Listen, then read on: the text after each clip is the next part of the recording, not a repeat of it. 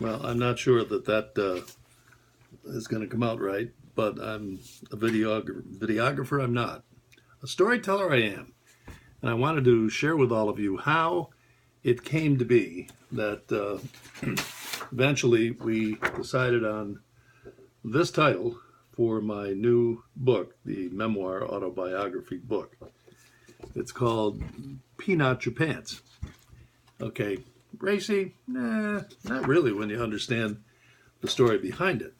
Every book title is supposed to convey something of importance and also to get the attention of the potential reader. So, for example, my first book here, Forks in the Road.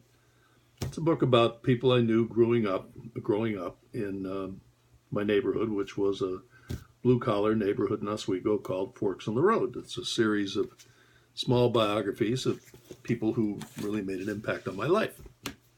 Anyway, when I decided to write my autobiography, you start with a memoir, you think, who am I? Why am I who I am? And how did I get to be who I am? So for me, I had to go all the way back to kindergarten, St. Mary's School, 1952. Sister Stanislaus, we called her Sister Santa Claus. And she was a lovely, tall, gracious woman, played the piano, very, very pleasant. And we were allowed to sit at tables, not desks, but there was the red table, the blue table, the green table, and the orange table, and about 6 kids per table. So we kind of established our own pecking order. I, for whatever reason, always wanted to be seated at the red table. And if you were at the red table, you were the bee's knees. If you were the first seat at the red table, you were the king of the prom sitting across from the queen of the hop. So that was my goal, always to be the first guy at the red table, which for the most part I succeeded in doing, except one day I peed my pants. Sister Santa Claus made me stand behind the piano. And then when my pants dried, she put me at the orange table, which is where all the boogery nose kids sat. And I was mortified. I was like, oh my God, me at the orange table? Can you imagine, sister? I mean, I think, Sister Santa Claus, for teaching me a very valuable life's lesson, which is pee not your pants. And I haven't in the last 65 years since. Yet. But pee not your pants. Valuable life lesson. It's dry pants people who rule the world.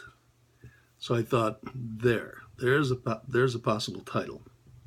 And I began to weave throughout the chapters in the book, which start chronologically, the story of how if you keep it together when everyone else is falling by the wayside, you generally will succeed. You got to be persistent, don't sweat the small stuff, and maintain calm. So for a title and a theme, I think it worked. For a while, we started out, it was going to be this, Sail with Sullivan. Because it was a story of me being a mayor and a politician and so forth. But that we decided was too parochial, too kind of Oswego-based, where this book goes beyond Oswego to the state, national level when it comes to talking about politics, politicians, and people related to politics. So we needed a broader scope. So at one point we were considering, what color is your table? And we're going to have a picture of a red table. But that's pretty sterile, and you really would have had to read the first chapter to understand the title. So what we finally settled on was Pee not your pants. We'll find out whether it's successful or not, but I just wanted you to understand that we went through several metamorphoses along the way to coming up with the final title. And the book will be available on or before the 1st of May, more likely even by the 24th of April on Barnes & Noble and Amazon, and it'll be available at the Rivers End Bookstore in Oswego, hopefully by the 1st of May as well.